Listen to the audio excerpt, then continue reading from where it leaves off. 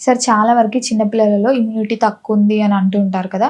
మరి ఒకవేళ మన పిల్లలలో ఇంట్లో ఉన్న పిల్లలలో ఇమ్యూనిటీ అనేది తక్కువ ఉంది అన్నప్పుడు మనం ఎలా గుర్తించొచ్చు అంటారు దాన్ని? రైట్. ఇమ్యూనిటీ తక్కువ ఉంటే అంటే ఏమవుతుందంటే చిన్న పిల్లల్లో ఎక్కువ ఇన్ఫెక్షన్స్ వస్తూ ఉంటాయి.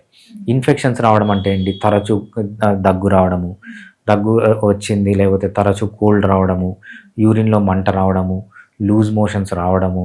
సో, ఇవన్నీ మనం కామన్‌గా చూస్తూ ఉంటాం అన్నమాట. దాని మీనింగ్ ఏంటంటే ఇమ్యూనిటీ తగ్గింది అని.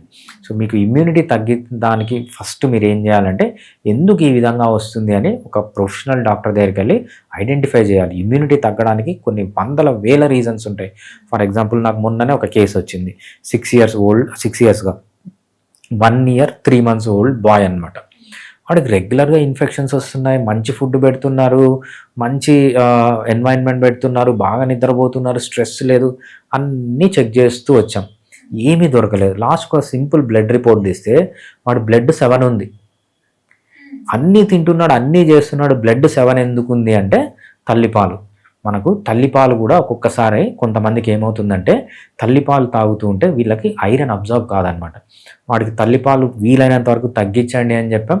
వితిన్ 3 మంత్స్ తల్లిపాలు తగ్గించిన వెంటనే కొంచెం ఐరన్ సప్లిమెంట్స్ ఇచ్చిన వెంటనే వాడికి మంచిగా ఇమ్యూనిటీ పెరిగి ప్రాబ్లమ్స్ అన్నీ తగ్గిపోయాయి అన్నమాట. సో, ఇమ్యూనిటీ పెరగాలి, తగ్గాలి అంటే ఎస్పెషల్లీ చిన్నపిల్లల్లో ఫస్ట్ మనం గమనించాలి. అంటే డయాగ్నోజ్ చేయాలి ఎందుకు ఇమ్యూనిటీ తగ్గిందని. దాన్ని బట్టి ట్రీట్మెంట్ చేయాలి. బట్ ఏది ఏమైనా కూడా హోమియోపతిలో ఇమ్యూనిటీని చిన్నపిల్లల్లో పెంచడానికి, ఆప్టిమైజ్ చేయడానికి చాలా మంచి మెడిసిన్స్ ఉన్నాయి. మనం దాన్ని ఏమంటామంటే కాన్స్టిట్యూషనల్ ట్రీట్మెంట్ అంటాం. కాన్స్టిట్యూషనల్ ట్రీట్మెంట్ అంటే వాళ్ళ జెనెటిక్స్ బేస్ పైన ఇస్తామన్నమాట.